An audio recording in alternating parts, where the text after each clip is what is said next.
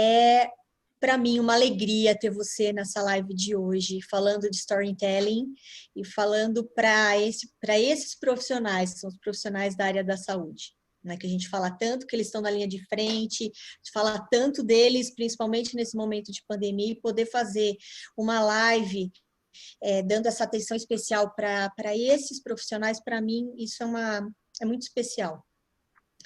Bom, como estaremos falando de histórias, então, vou trazer aqui a nossa história, muito, muito brevemente, né? A gente se conheceu em 2004, né? Se o pessoal quiser ligar as câmeras, fica melhor ainda. Se o pessoal que tu conhece quiser ligar a câmera, fica melhor ainda.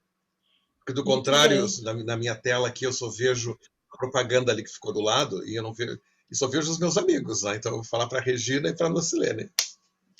Então, olha, os que ainda não ligaram as câmeras, se quiserem, vai ser um prazer conhecê-los, pelo menos na telinha, tá bom? Atendendo aí um desejo de James. E o meu também, né? Porque é uma delícia poder ver. Poder ver as pessoas, pelo menos na telinha, sempre é muito bom. Mas, enfim, legal, exatamente. Daniela. Ótimo. Obrigado, Daniela. Ótimo, Daniela. As pessoas vão chegando aos pouquinhos com as suas telas, mas, enfim. Então, só trazendo um recorte muito pequenino dessa história, que já são quase 20 anos, né? Eu e James, a gente se conheceu no CBTD, que é um congresso importante do Brasil, né? De treinamento e desenvolvimento. Foi a primeira palestra, foi a primeira vez que eu ouvi o James falar de storytelling. Eu estava no início de um livro meu que hoje foi publicado, que é o Perdas Compartilhadas, e depois disso fiz a formação de quase 3 anos com o James, depois um monte de evento aconteceu nesses quase 20 anos, né, James? E agora eu fico muito feliz de dizer que James vai estar comigo no meu projeto Narrativas que Transformam, no bastidor que envolve storytelling. Então, para mim, ter a participação do James no Narrativas que Transformam é uma alegria, assim, imensa, imensa, pelo que ele representa para mim, é meu professor, um amigo e agora parceiro, para mim é um presente, simplesmente é um presente, mais um presente dessa vida. Bom, como que a gente vai funcionar hoje, nessa live? Então, num primeiro momento, eu pedi para o James trazer um pouco do que é esse storytelling, né? Porque é um universo, as pessoas falam muito de storytelling, mas eu acho que às vezes as pessoas colocam várias coisas no mesmo pacote.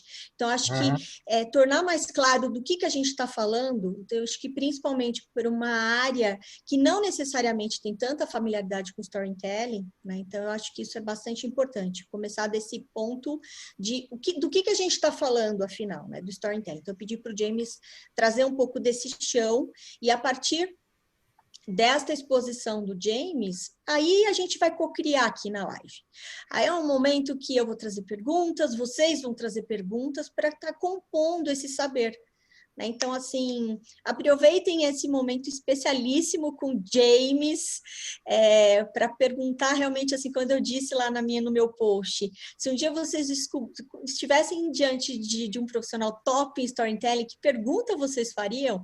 Acho que esse é um dia muito especial para isso, né? James é essa pessoa que tem um currículo extensíssimo, histórias imensas, enormes, deliciosas para contar no mais de 40 anos de storytelling, né, James?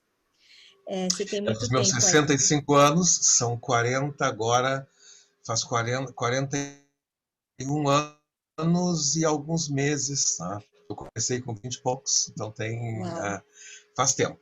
Pois bem, quem não me conhece e está assistindo então a live da Fabiana, basta ir no Google, aí coloca o meu nome, coloca James Maxill no Google, e aí vocês encontram a minha vida, e também nas redes sociais. Né? Quem for ao Facebook encontra mais ou menos o que eu faço, as minhas aventuras e desventuras. Tá? Quem for ao Instagram encontra as minhas aventuras culinárias, tá? etc. Tá? E quem for ao LinkedIn, então, encontra aquela coisa, né? LinkedIn é chique, né? Então, o LinkedIn parece uma igreja evangélica, aquilo ali, né? Aquelas pessoas, testemunho, etc. Tudo no LinkedIn. É uma maravilha o LinkedIn para isso, né? Não tem nada a ver com os outros dois. Né? Eu gosto mesmo do Instagram, né? Porque as belas histórias a gente faz. Eu sempre digo assim, que as belas histórias a gente faz na cozinha, né? Isso é uma coisa que eu acho muito interessante. Mas quero conversar com vocês, então, um pouquinho a respeito de histórias. É interessante que a Fabiana, e as pessoas quando falam comigo, como eu sou consultor de histórias, as pessoas adoram usar a palavra storytelling, storytelling, storytelling, que é uma palavra da moda. Tá? Na verdade, se vocês forem ler qualquer um dos meus livros ou ouvirem as minhas lives, ou até mesmo fazer alguns dos meus cursos, como a Regina, que está aqui, fez semana passada, ou na outra, não me lembro, Regina. Eu raramente falo a palavra storytelling. Eu sempre falo a palavra histórias. Tá?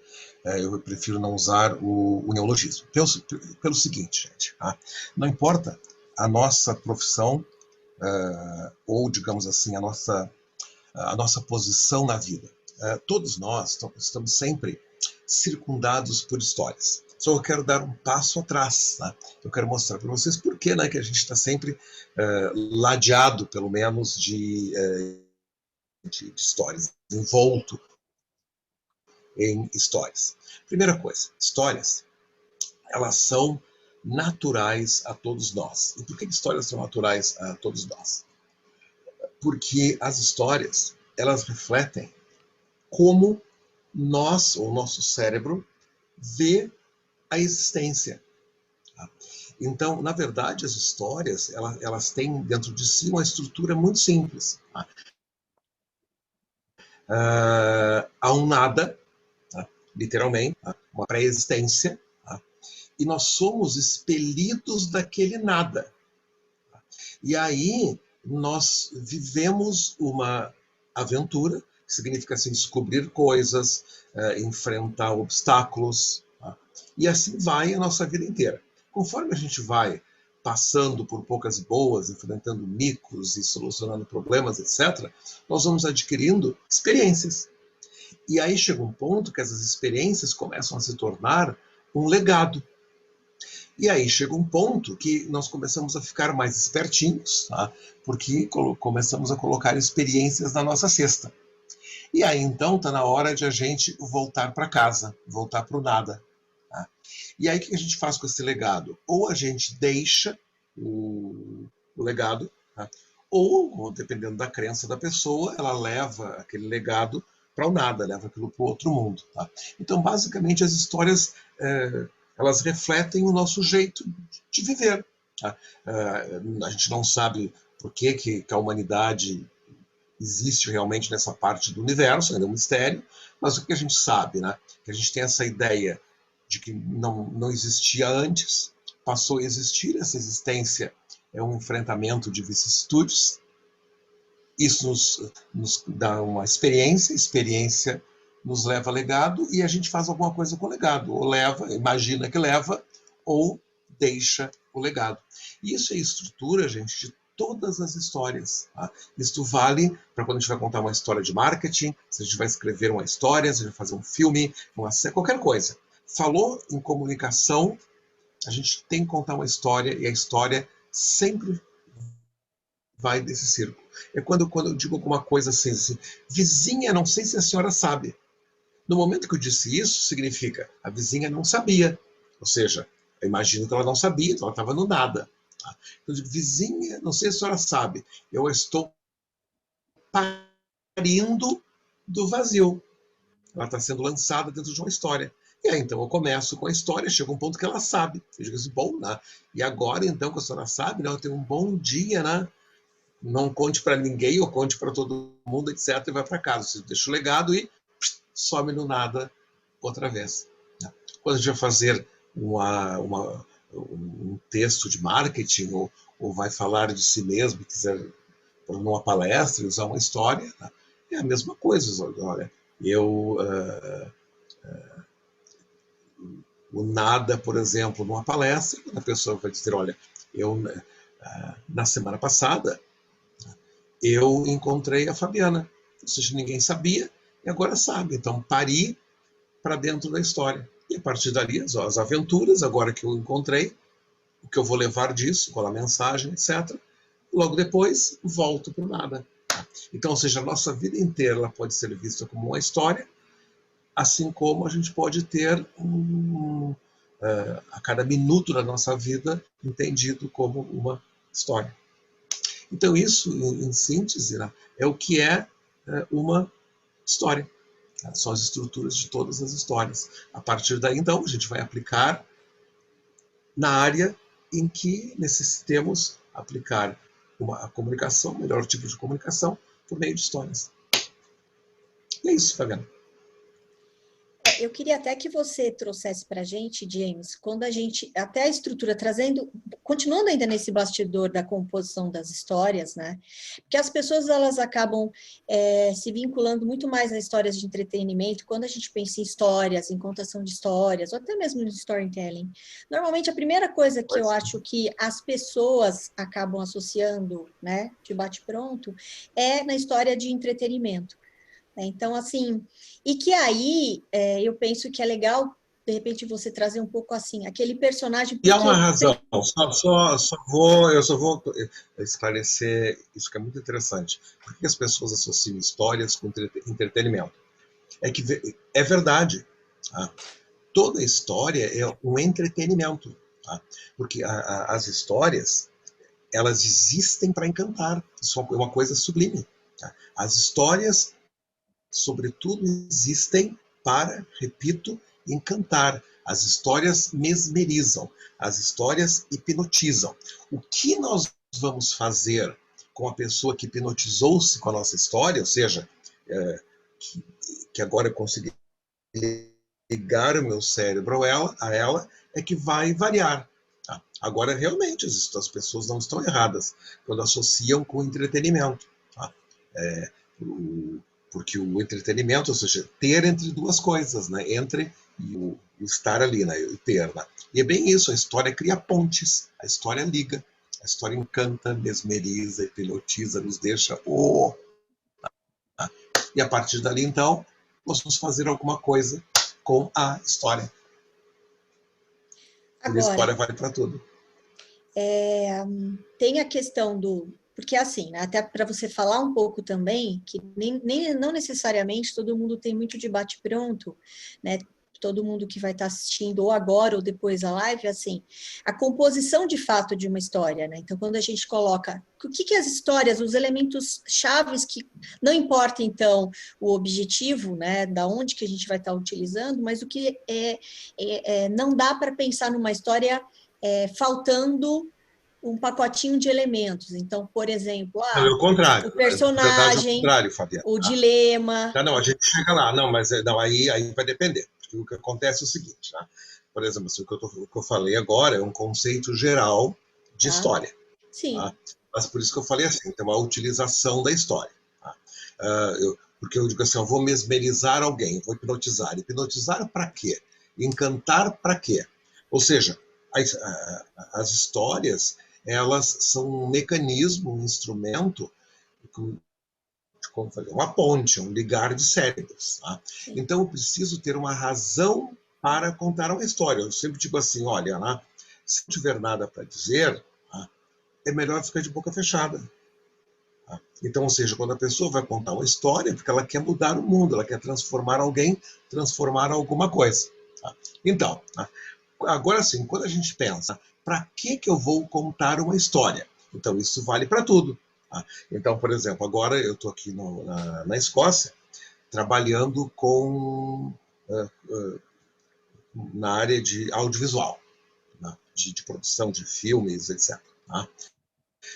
Então, a história, ela existe, nesse caso, por exemplo, para encantar, mas cada pedaço da história, cada episódio, ou a história toda, ela está ali para dizer alguma coisa para alguém.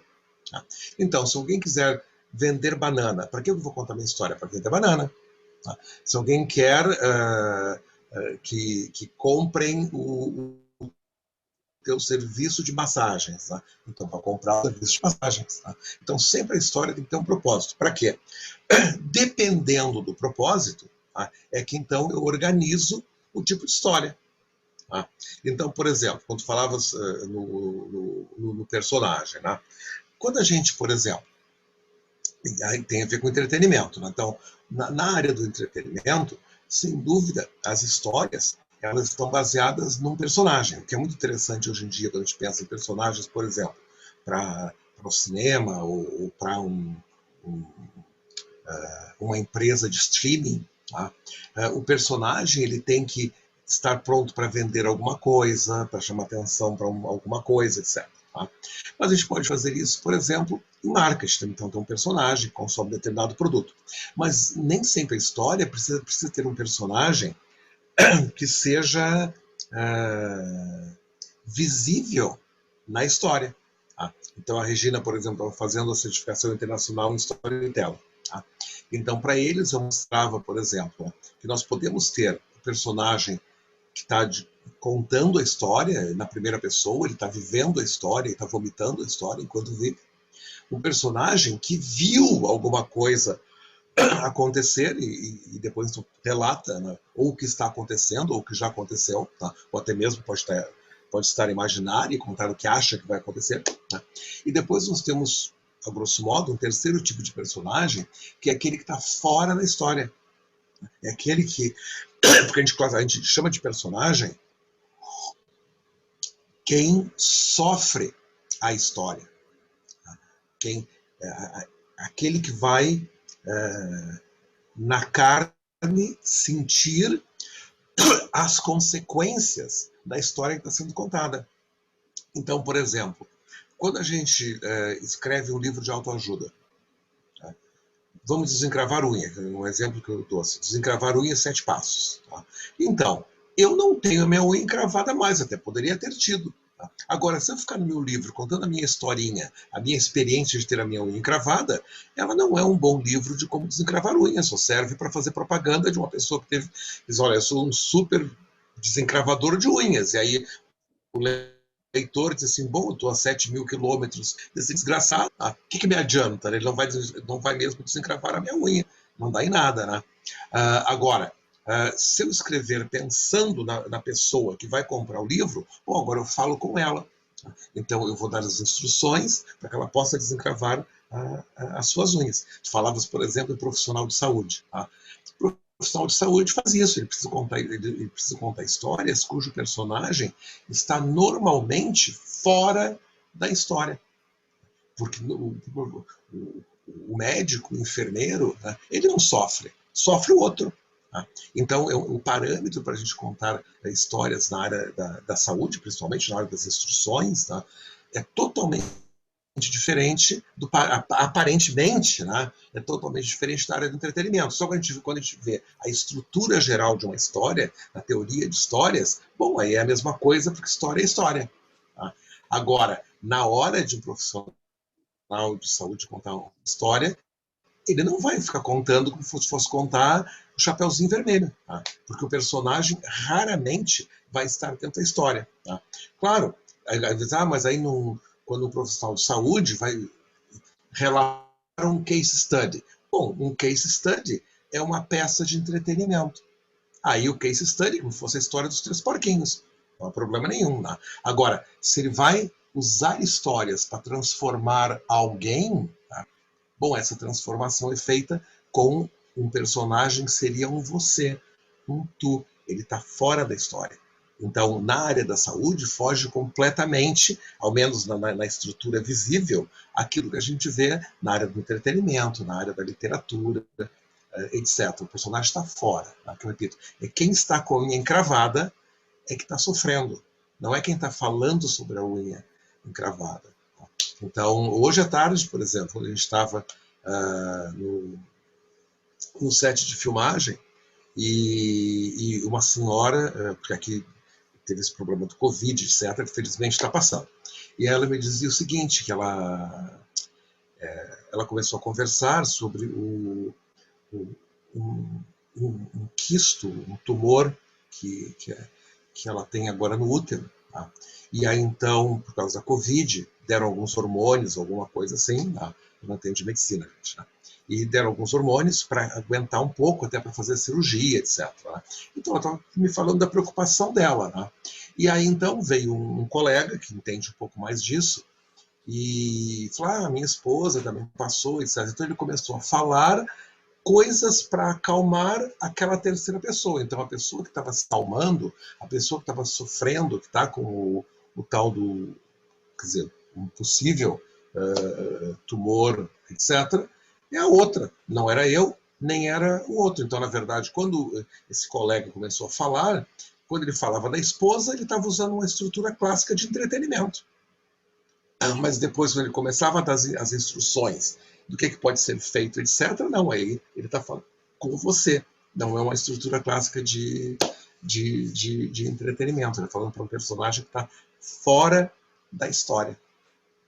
Então, isso é personagem para quem trabalha na área de saúde.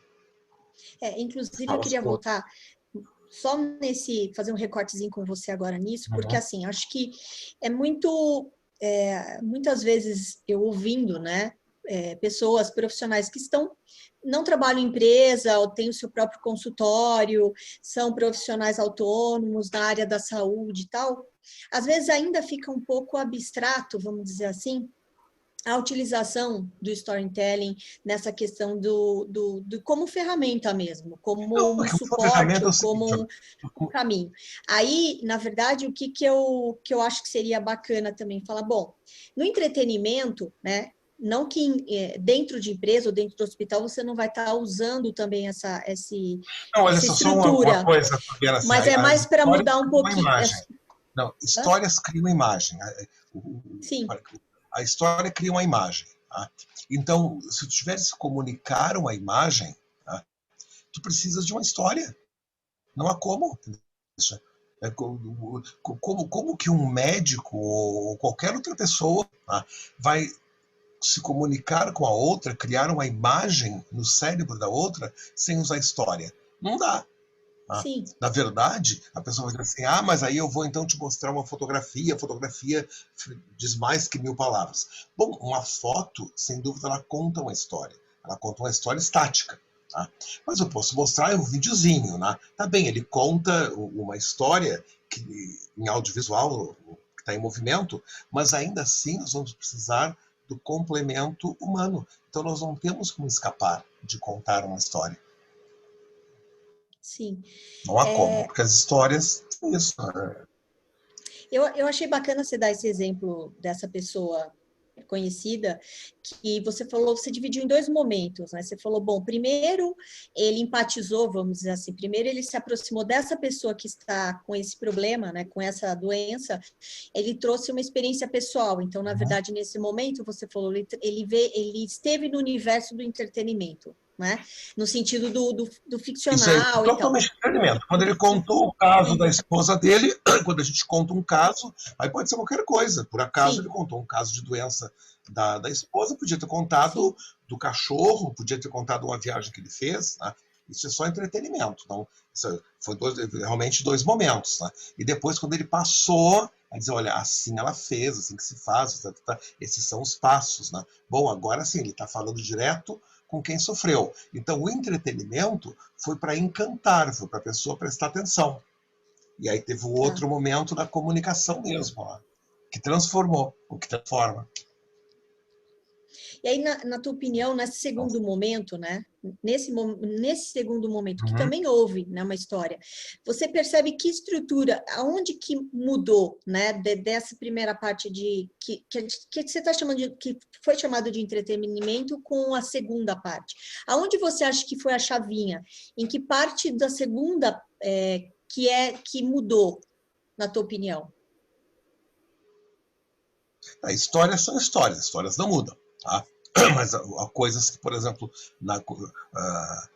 a história, quando quem sofre dentro da história, ou quem sofre está contando a história. Tá?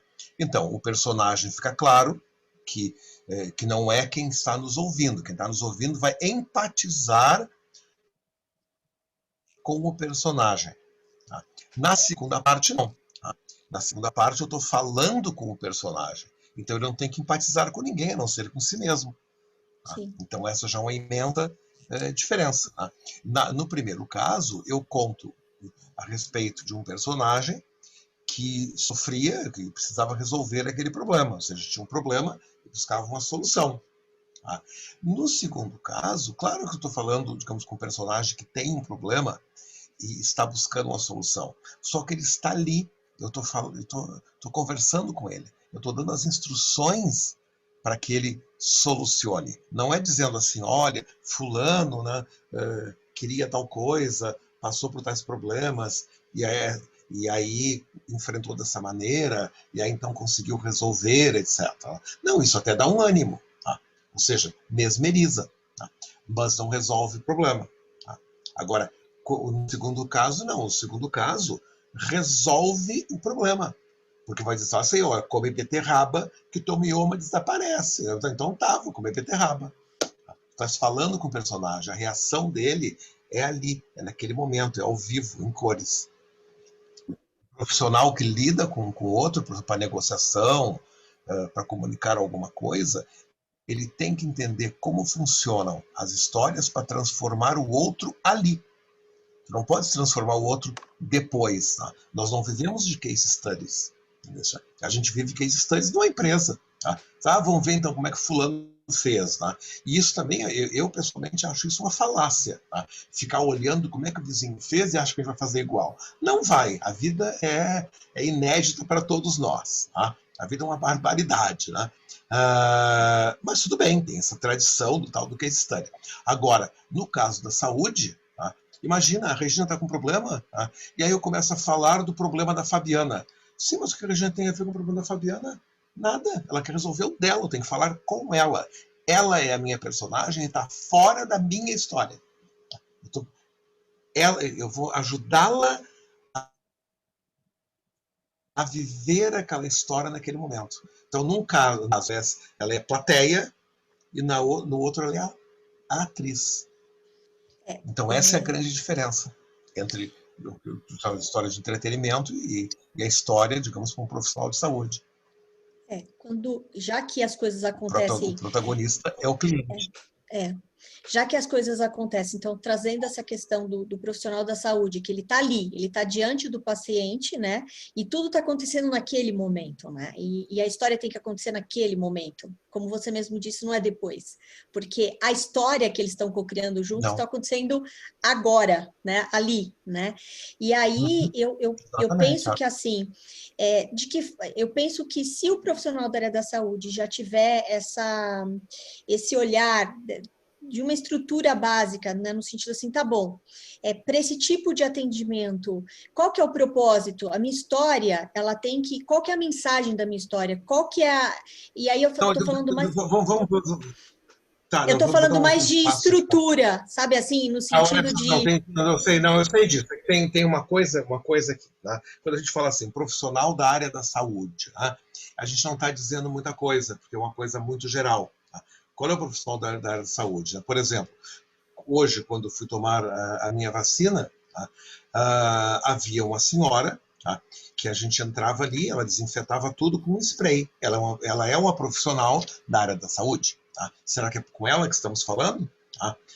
Vai depender. Agora, vamos tomar um profissional, para dar um exemplo mais concreto. Um profissional da área da saúde que é um médico. Tá? Perfeito. Então, o médico, a primeira função do storytelling, o médico precisa saber como funcionam as histórias para fazer uma boa anamnese.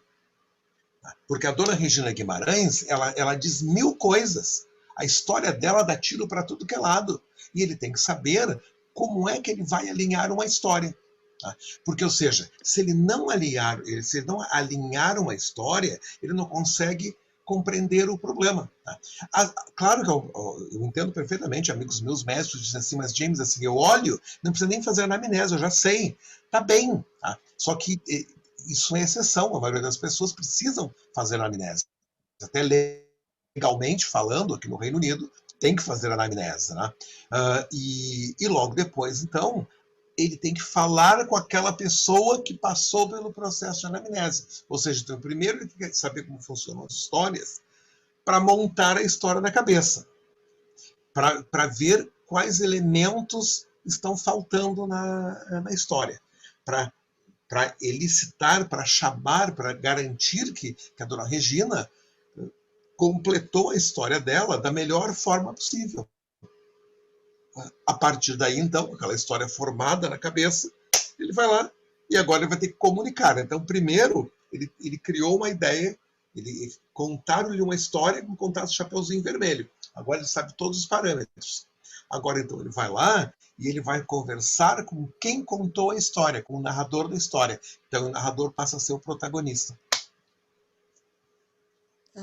Então, o médico faz isso toda hora. Algumas enfermeiras, etc., fazem isso toda hora. Eu acho... tem uma autora que é a Rita Sherrill, que ela fala de medicina baseada em narrativas. E eu acho que ela traz muito, como cada vez mais está sendo dito e conversado sobre protocolos humanizados, o quanto que o médico precisa estar mais vinculado à história do paciente, muito mais do que lista, muito mais do que, aconteceu isso, aquela questão, aquele olhar engessado e aquela escuta engessada para o seu paciente. Por isso que eu achei muito importante trazer hoje essa conversa nossa na questão da história, como que você conta e como que você recebe as histórias dentro, por exemplo, de um hospital, né? E eu achei bacana você falar, tá bom, então vamos recortar, já que profissionais da área da saúde, a gente está falando de muita gente, verdade. Então, recortando, por exemplo, um médico nesse setting, né?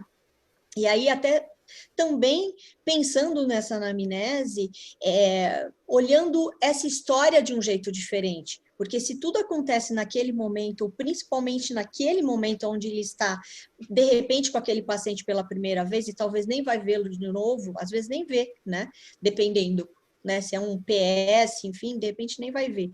Então, assim, de que forma ele pode humanizar através das histórias, através de como ele escuta essa história, ou como ele devolve, né? Como que ele amarra, ele enreda Na verdade, aquele atendimento, né? O humanizar, o que acontece com humanizar com as histórias é o seguinte, vou usar a Regina outra vez, que é minha amiga aqui, ela sabe que eu posso usá-la à vontade. Regina, você está no top aí, você está sendo, assim, a diva de James hoje.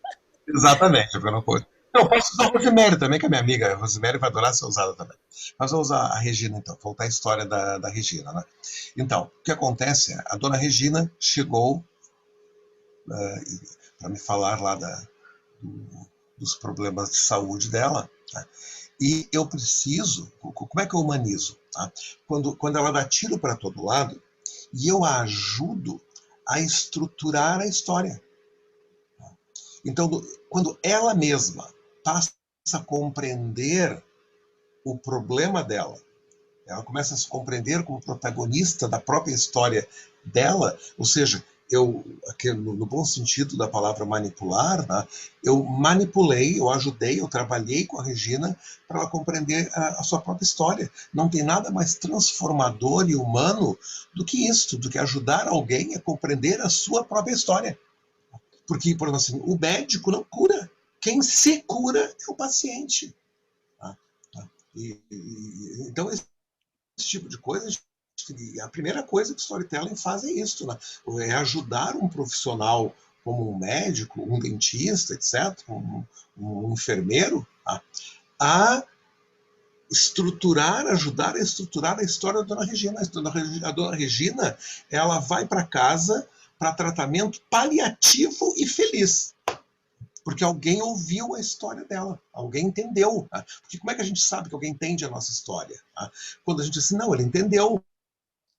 Porque aquilo que ele não entendeu, ele perguntou, ele encaixou. Tá? Aí tem várias técnicas, logicamente, aqui não é um curso de storytelling, né? Mas há várias técnicas para fazer isso, né? Do escutar, do montar, do repetir, do garantir que a pessoa se sentiu-se bem com a nossa versão, porque às vezes a gente monta e não é a versão ideal, a pessoa tem outra versão, tá? E a partir dali, então, a pessoa se sente satisfeita. Isso humaniza um atendimento. Isso vale para um pronto-socorro ou vale para um consultório chique. Não há problema nenhum. Tá? É um trabalho totalmente humanizado. Tá? E depois tem as utilidades de história são imensas. Tá? Eu vejo, por exemplo, tá? Certa vez eu dei um curso para um grupo de médicos de um hospital brasileiro, um hospital bastante chique. Tá? Até porque eu vou contar agora, a gente fica um hospital bastante chique. Porque nesse hospital chique acontecia o seguinte, gente. Tá? quando o Hospital Chico, aqui no Reino Unido, aqui na Escócia, principalmente, em Londres é diferente, mas aqui na Escócia, é um país pequeno, 5 milhões de habitantes, e toda a nossa medicina é pública, nós não temos medicina privada. Então, quando morre alguém, alguém vai lá e diz, olha, a dona Fabiana acabou de morrer. Fim. Tá? E terminou a história. Aí eu vou lá, vou atender outro paciente que está vivo. Né?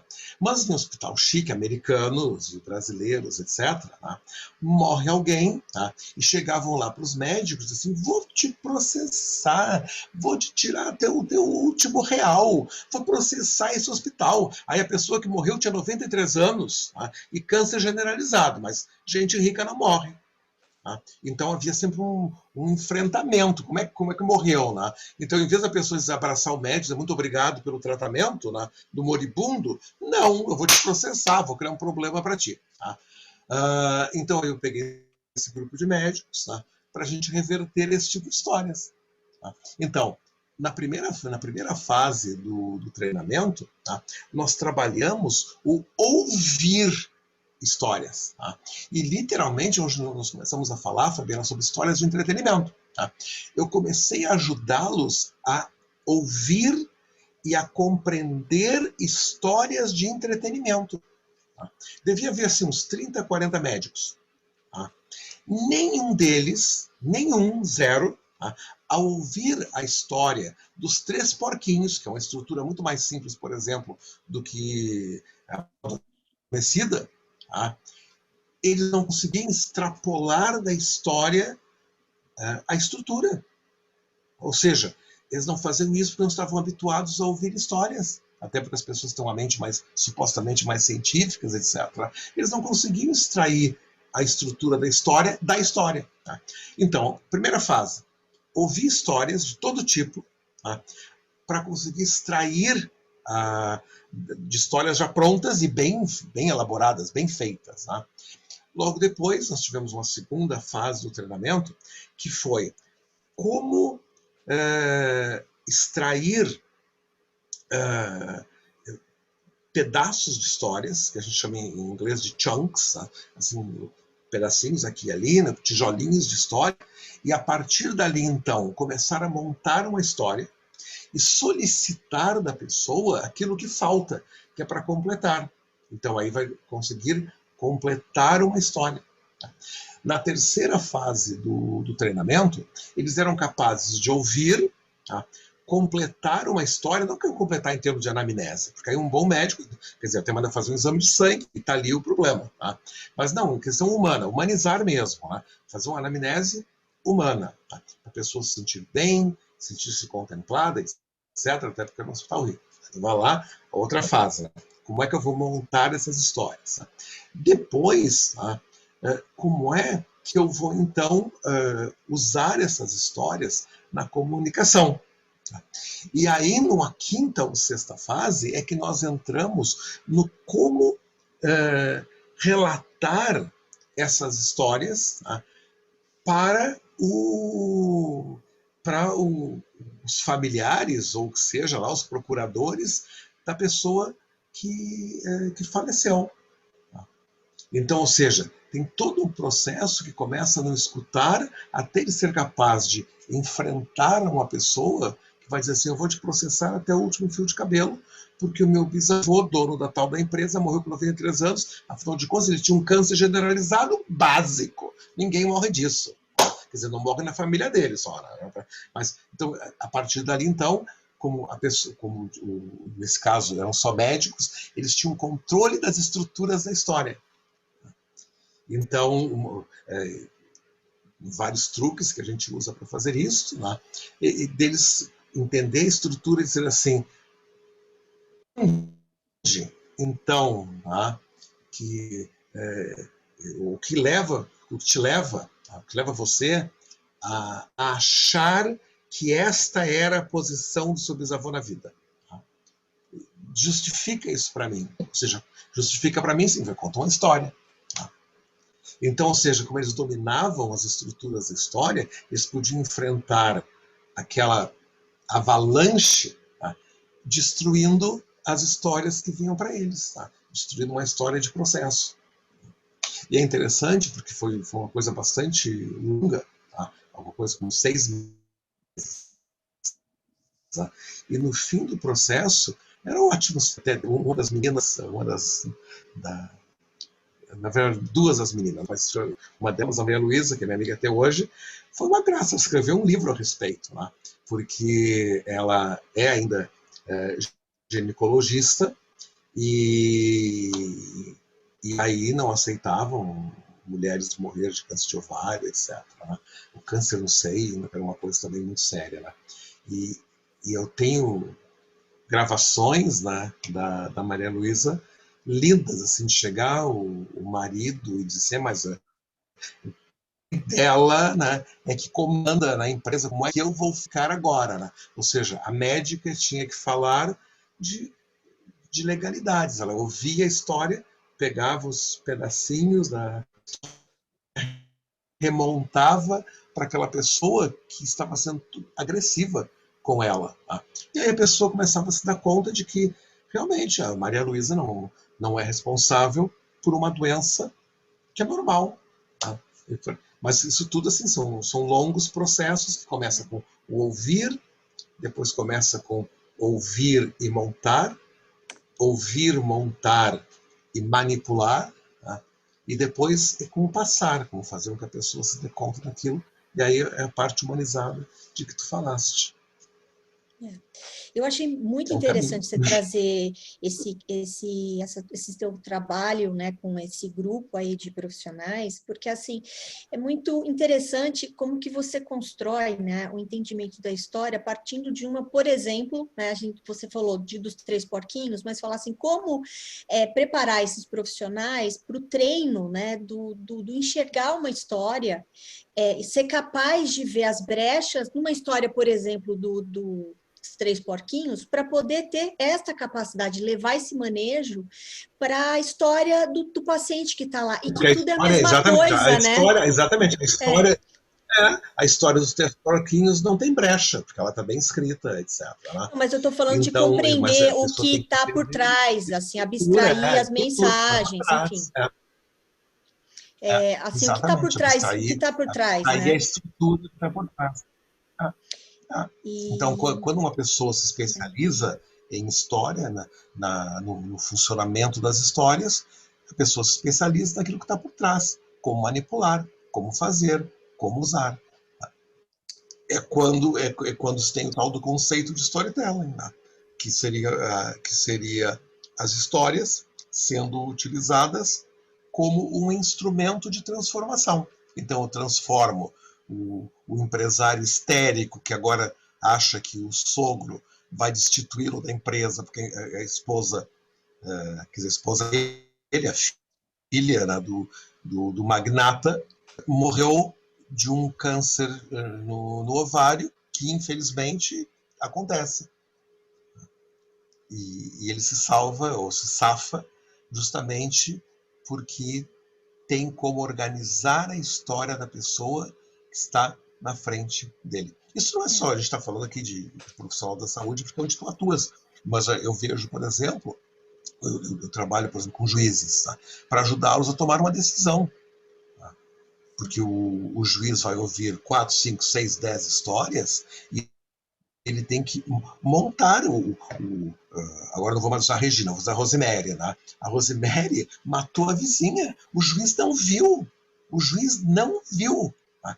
Aí um fala, o outro fala, mostra evidências, etc. E ele tem que criar uma história na cabeça dele, para depois até mesmo confrontar a Rosemary. Porque imagina, o juiz vai lá, confronta a Rosemary leva melhor, né? Então, ou seja, essa é a importância de a gente saber como funcionam as histórias, porque aí na hora de a gente confrontar, a gente não paga um mico. E eu acho que assim, né, falando ainda para finalizar essa questão dessa relação, né, dessa construção, dessa possibilidade de você colocar na frente ou representando efetivamente esta pessoa, esse paciente, as histórias dele, né, você passa também a construir um outro relacionamento, né, porque quando as pessoas se sentem escutadas, atendidas através das próprias histórias, as histórias desta pessoa têm valor, né? Eu sou além da doença ou do problema que me habita, né? Ela também vai passar vou processar ou não vou processar, o hospital assim ou assado, também muito dessa relação que foi construída através dessas histórias, né? E isso é uma alimentação, Felizmente, é isso, muito legal, né? pois, felizmente isso é exceção. Tá? A regra é, um médico, se ele quiser humanizar o atendimento, ele tem que aprender a manipular as histórias em você, com o personagem fora das histórias. A unha que está encravada é do cliente, do paciente, não é a dele. Tá? E esse é o grande desafio, tá? Porque as pessoas vão lá, fazem, digamos assim, eu vejo vários dos meus cursos, a médicos, etc., porque eles querem escrever livros, artigos, outra coisa mais, precisa de storytelling mais geral. Tá? Mas aqui, quando precisa mesmo de uma história para o atendimento, uma história para melhorar a sua atuação como médico, é literalmente aprender como transformar o outro no protagonista para que ele se transforme. Tá? Então, e não este é o roubar, né? segredo. E não roubar o protagonismo, né? Porque quando você coloca que você é a cura do outro, você retira, né? Esse lugar que é desse paciente também, né? Então, assim, eu acho que é interessante você falar isso, de dar potência para o protagonista, para o protagonismo de quem é, né? Esse é o principal. Exatamente, porque tu tem que levar o outro a agir, tá? Tu tem que levar o outro a tomar um remédio, a fazer uma cirurgia, né? O protagonismo é do outro. Né? Sim. Tu estás fora da história, tu não és nem o narrador da história. O que acontece é que as pessoas usam assim, o storytelling comercial para uma coisa que é totalmente humana, tá? Que é o levar o outro a se transformar, né? Levar o outro a agir, levar o outro a fazer alguma coisa que vai ser benéfica para ele e, consequentemente, para a sociedade depois. Com certeza. James, eu vou As abrir meninas aqui. vão fazer pergunta? Então, eu no chat, a Isabela, que é uma amiga minha, que a gente está fazendo uma certificação juntas de práticas narrativas, a Isa, ela perguntou se terá pergunta. Sim, Isa, você gostaria de abrir o teu áudio e fazer a pergunta diretamente para o James? Como que você prefere? Seja bem-vinda. Obrigada, Fabiana. Primeiro, eu queria me desculpar pelo meu atraso. Gostaria muito de ter chegado na hora, porque é uma coisa que eu não conheço, é um assunto que eu não conheço. Então, assim, perdi uma grande parte, certamente, mas fiquei curiosa e você falou Tem gravação depois, Isabela, fica tranquilo. Ah, é? Ah, que bom, que bom. Eu vejo aqui na minha tela que tá a palavra gravação ali, né? Tá. Que bom, então tem salvação. Mas você até, porque quando eu entrei, você estava falando desse ambiente médico e me veio logo uma pergunta, eu perguntei logo se abrir depois. No finalzinho da tua fala, você falou um pouco, né, de como fazer o paciente fazer algo por ele mesmo, essa questão do protagonismo. E a minha pergunta gira em torno disso, sobre a responsabilidade, né? Porque nesse ambiente da saúde, a gente ainda tem muito essa ideia de que, não, eu já fui no médico, como se isso fosse resolver algum problema, né? Não, já marquei o médico, já fui no médico. Tá, mas e aí? Aí é que começa, né? Aí é que começa, aí não acaba, né? Então, assim, se você puder falar um pouquinho de como que é essa sua prática, e mais uma vez eu já estou aqui me desculpando que eu não conheço isso é totalmente novo para mim, mas pode contribuir para esse ato de responsabilização, né, das pessoas sobre a vida delas. Porque o que acontece, por exemplo, assim, porque depende do tipo de medicina que tu praticas. Tá? Então, por exemplo, no caso aqui da Escócia, onde eu estou, tá? Então, toda a medicina é pública e ela é sempre com o médico de família. Tá? Então, consequentemente, tá, o médico de família ele tem uma certa prática de manipular as tuas histórias para que tu entendas a tua responsabilidade dentro de todo um plano de ação que é a restauração da tua saúde. Tá? Agora, eu vejo, por exemplo, quando eu desço a fronteira e eu chego à Inglaterra. Tá? Na Inglaterra, tu chegas, embora a saúde pública seja muito boa, tu entras, o médico ele tem 10 minutos contigo. Tá? Então, com 10 minutos, não tens como ter um plano de ação. Tá? Aí eu vejo, por exemplo, nos Estados Unidos, onde a medicina é majoritariamente privada. Tá? Bom, aí tem um plano de ação. Só que o plano de ação tem um custo para o paciente. Então, aí o médico tem que contar alguma história para dizer assim, olha, Regina, vale a pena tu teres a tua casa para curar-te da tua perna que está com gangrena, né? Casa ou perna? Qual é a escolha aqui, né? Então, o que a gente chama em inglês de hard selling, né? Que é uma coisa norte-americana. E aqui, logicamente, não tem. Na Escócia é muito interessante. O médico ele faz um plano de ação. Tá? E esse plano de ação conta-se uma história em capítulos, em etapas. Tá? Então, diz, olha, lá, para tu te curares de tal mal, tá? Isso aqui nós vamos dividir em 3 fases. Tá? Então, vou te contar, vou te dizer como que tu podes, então, passar pela primeira fase. Então, tu vais fazer várias perguntas, como se fosse uma espécie de anamnese, para entender o próprio comportamento, como é que a pessoa entende a sua doença, a sua vida com aquela doença, etc., naquele momento. No momento que tu encaixas aqueles tijolinhos todos, crias a história, então tu podes completar com alguma coisa, ou redirecionar a história. Tá? Eu estava lidando aqui mesmo na Escócia, tá? Com jovens médicos, eles precisam aprender a fazer isso. A minha meninada lá, né, saindo da área de estágio, do hospital, etc. E aí um deles disse assim para mim, né, mas meu paciente só tosse. Tá? E eu logicamente, não entendo nada de medicina. Eu pensei, olha, se ele só tosse, né, deve ter um problema, nasceu no pulmão, no esôfago, no estômago, alguma coisa assim. Eu lembro que o menino disse assim, time, sabe que faz certo, né? Quando a pessoa tem uma tosse crônica, ela é pulmonar ou uma mistura, né, de pulmonar com o estômago, etc. Tá? E aí, tá, ele teve que criar um plano de ação para essa pessoa. Tá? Logicamente, aí eu acompanho como consultor, tá? E ele começou a conversar com o tal do paciente, a recolher dados, tá? Como era a vida, completar uma historinha. Tá? E aí, na tal da história, ficou extremamente claro, tá, que o paciente, tá, fumava. E aí, porque aqui a gente tem um aplicativo que está tudo ali, né? Quando ele vai no computador do aplicativo, o paciente não fumava. Tá? E aí eles, não, olha, como assim? Aqui não, né? A gente olha, o senhor não fuma, eles não fumo, mas fumo. I don't smoke, but I smoke. Né? Porque expande. E era uma pessoa com convicções religiosas, aquelas religiões que não se pode fumar, etc. Tá?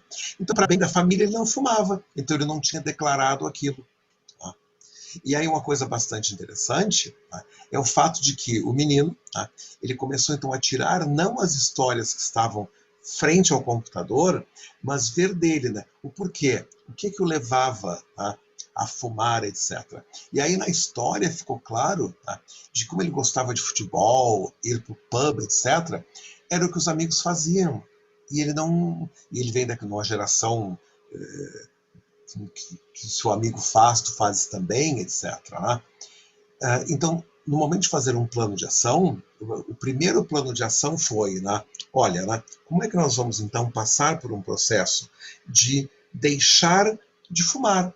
Tá? Então, o plano foi buscar ajuda de um psicólogo, de um assistente social, de um terapeuta, por causa do fumo. Tá?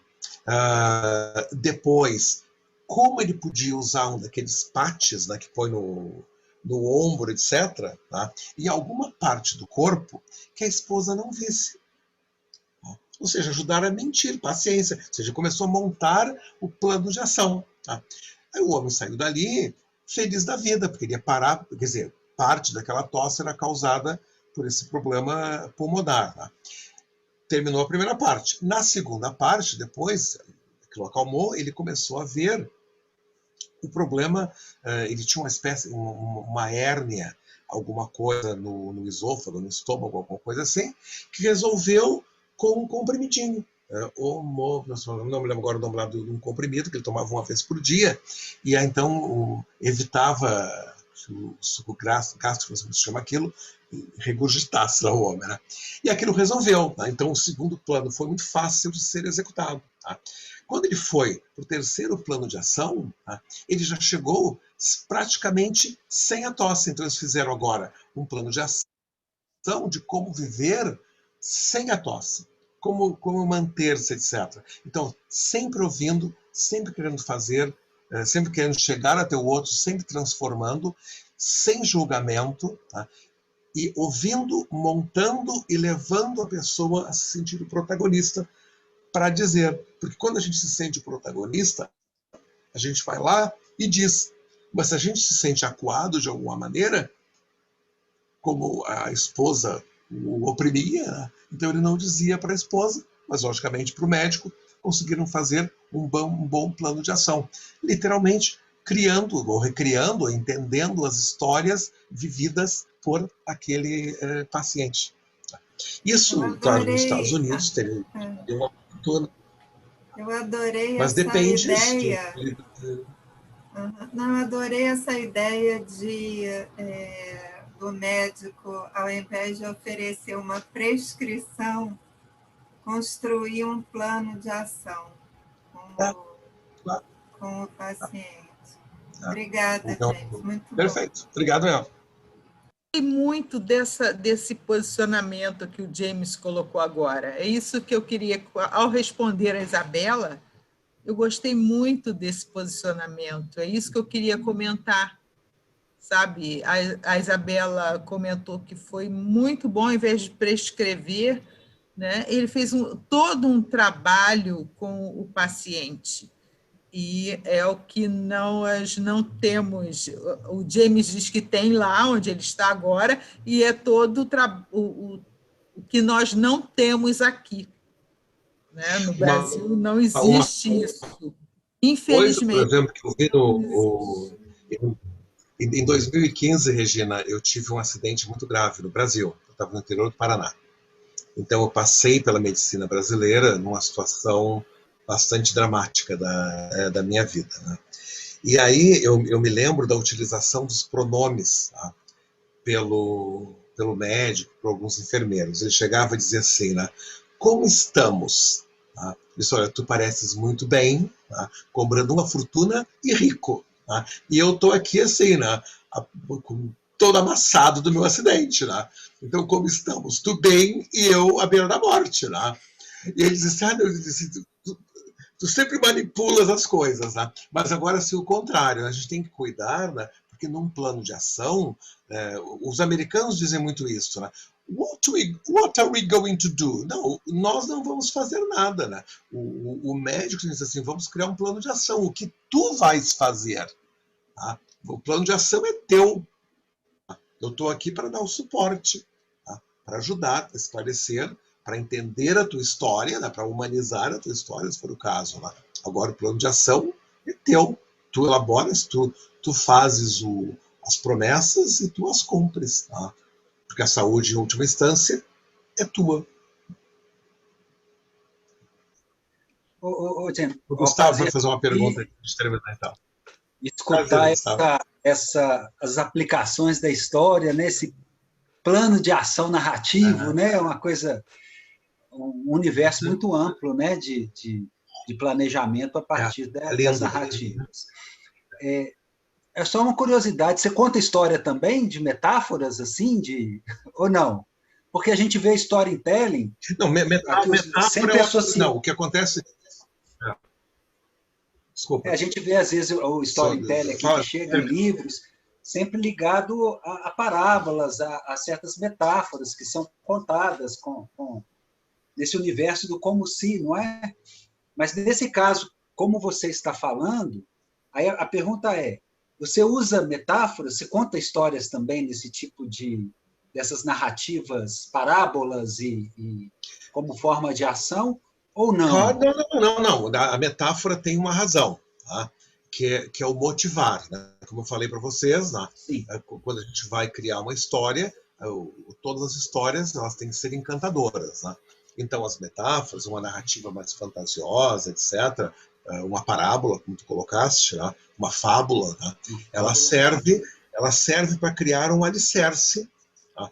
Na verdade, tecnicamente falando, Gustavo, a gente diz que isto serve para criar uma linguagem comum.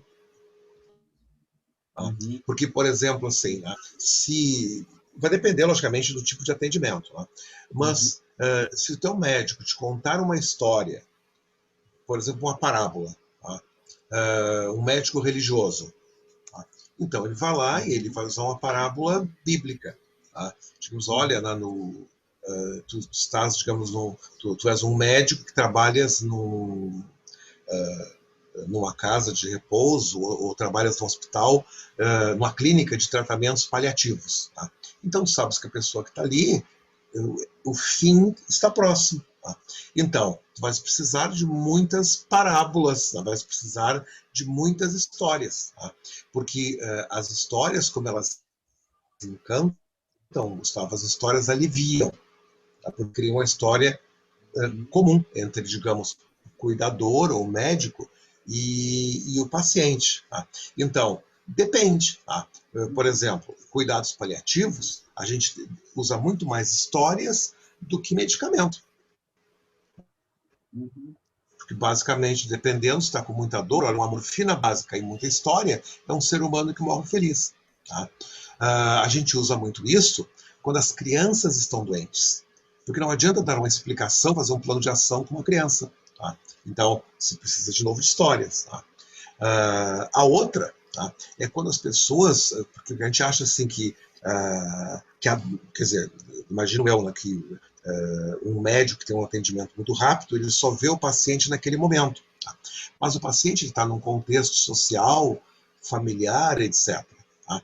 Então, não adianta nada, tá? O médico dizer assim, olha, né, ela está com dor de cabeça. Aí vai lá, faz toda uma anamnese rápida, tira uma temperatura, alguma coisa assim, diz assim, a senhora está com dor de cabeça, está estressada. Ela diz, não, ando estressada. Então tá, toma tal coisa ou toma tal medicamento.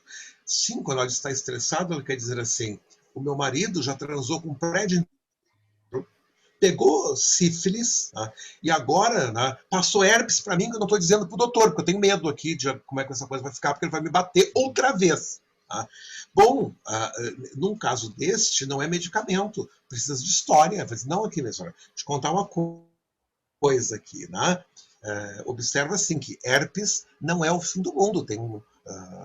A razão de eu saber dessas coisas, gente, é como eu trabalho com profissionais de saúde, com médicos, falei, então, tem o antiviral aqui, né, que resolve aqui e ali. Tá? De repente só pode tomar até escondida do marido. Tá? Agora, o caso do marido bater nela, ser violento, etc., o plano de ação não tem a ver com a medicina, tem a ver com a polícia. Tá? Então, é interessante, nesses momentos, contar uma história, não é dar um medicamento. Tá? Então, ou seja, as fábulas, as parábolas, os contos, tá? Eles têm uma função incrível. Tá? É o tipo de coisa, assim, uma paciente começa a chorar, o marido bate nela. Tá? Porque tu vai dizer assim, eu vou te receitar alguma coisa? Não, tu diz, olha, ouve o que o tio Gustavo tem para te dizer aqui, te contar uma história, minha amiga. Tá? Que é para, pelo menos, ela se acalmar naquele momento e tomar uma atitude que não tem nada a ver com a medicina, se não teve uma sequela física. Né? Então, sem dúvida, contar histórias é importantíssimo. Tá? O quanto mais o profissional ele tem essa aproximação, né, do que compõe essas histórias para poder ajudar esses pacientes. A gente está focando aqui, nessa relação médico-paciente, mas, enfim, como você mesmo disse, a gente usa para tudo, mas no caso médico-paciente, quanto mais esse profissional ele tem domínio, entendimento do que as histórias elas podem oferecer nesse momento, como que se estrutura, né? Assim, a história ela tem que ter. Para que você vai contar uma história? Tem que ter para quê, né? Um propósito. Quem é o teu interlocutor? Quem é tua plateia? Né? Quem é teu cliente? Quem está de frente de você? Eu lembro até hoje, James, quando você trouxe aquele roteirista de cinema americano, que ele falou uma frase. O Richard Kravitz. O Richard. Que ele falou uma frase que, para mim, assim, eu acho muita essência, quando ele fala assim, a isca do peixe tem que ser gostosa para o peixe. A isca que você vai oferecer para o peixe tem que ser boa para o peixe e não para o pescador. Tem que ser boa para o peixe e não pescador, né? Então, assim, a história é a mesma coisa, né? Quem está diante de você, né? Quem você vai, nesse momento, enaltecer enquanto protagonista, né? O que nesse momento, que tipo de história e de que forma essa história precisa acontecer para que ele possa, até como você falou do plano de ação para o fumante secreto, né? O quanto que você ofereceu a oportunidade de... Você não. O médico ofereceu a oportunidade dele construir uma história alternativa, uma história outra, para dar conta do que estava acontecendo, né? Então, quanto que ele não foi um condutor, né? Um mentor nesse momento importante entendeu? Então, eu acho isso muito precioso quando por exemplo, os médicos ou os profissionais da área da saúde agora ampliando, porque eu acho que é importante para todos, mas essa questão de entendimento da narrativa, né? Do entendimento do de quão poderoso né? Essa ferramenta, vamos dizer assim, né? Para utilizar em prol de uma transformação, em prol de algo de fato, né? Que vale. O mentor, ele é um manipulador, um recriador de narrativas. Porque uma coisa é uma narrativa, uma coisa é uma história, né? Uma narrativa é uma coleção de fatos normalmente ordenados cronologicamente. Uma história é a partir de que ponto da narrativa é que eu vou querer contar alguma coisa para causar algum tipo de impacto. Então, o mentor é aquele que entende a sequência de fatos, que criou uma narrativa, e eu vou escolher este ponto para começar a história. Tá? Então, aquilo vai gerar um impacto, ou um impacto que alivie, ou um impacto que faça doer, vai depender do que estiver dando. Sim, assim, só para fechar com uma frase da Alice Morgan, né, que ela fala que a narrativa é um fio que tece as histórias, né, como um fio que tece as histórias, né, acho que vem muito de encontro com o que o James está falando agora, que o quanto que a narrativa é uma sequência de fatos, a gente vai pensar as células de um fio, né? É que tu falaste isso de forma poética, né? Mas em teoria de histórias, é uma coleção de fatos que alinhados, como fosse um colar. Um colar é uma boa ideia, uma boa comparação. Tá? Tu tens um colar de contas, né? Então, cada conta é um fato, então uma depois da outra. Né? Agora, na hora de contar uma história, é que conta tu vais escolher. Tá? Eu me lembro quando eu era jovem, eu venho de uma família católico-romana, e a gente tinha que rezar o terço. Tá? Então, o terço é uma narrativa, né? Tá ali, a gente vai rezando. Né?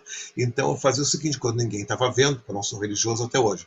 Eu não era religioso, mas tinha tradição. Então, o que eu fazia quando ninguém estava vendo, eu pulava, eu já ia numa bolinha final ali. Né? Então, enquanto eu estava na Ave Maria, eu já estava no Pai Nosso. Tá? Que aquilo tinha um impacto maior para mim, né? E um impacto maior para eles. Olha, o James conseguiu rezar o rosário todo. Tá? E é ligeiro, né? Que já está no final, já está no Pai Nosso, já é uma pessoa ligeira.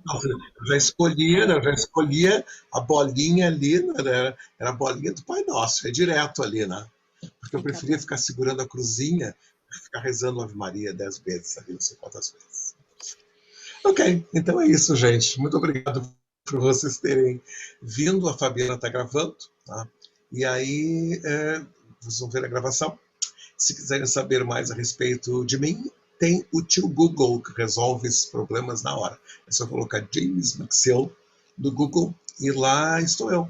E aí, então, se vocês forem no meu site, etc., ou até mesmo no LinkedIn ou nas redes sociais, vocês podem entrar em contato direto comigo. E normalmente eu respondo. Ok? James, Tá bem, Fabiana? Muito obrigado por esse momento. Prazer.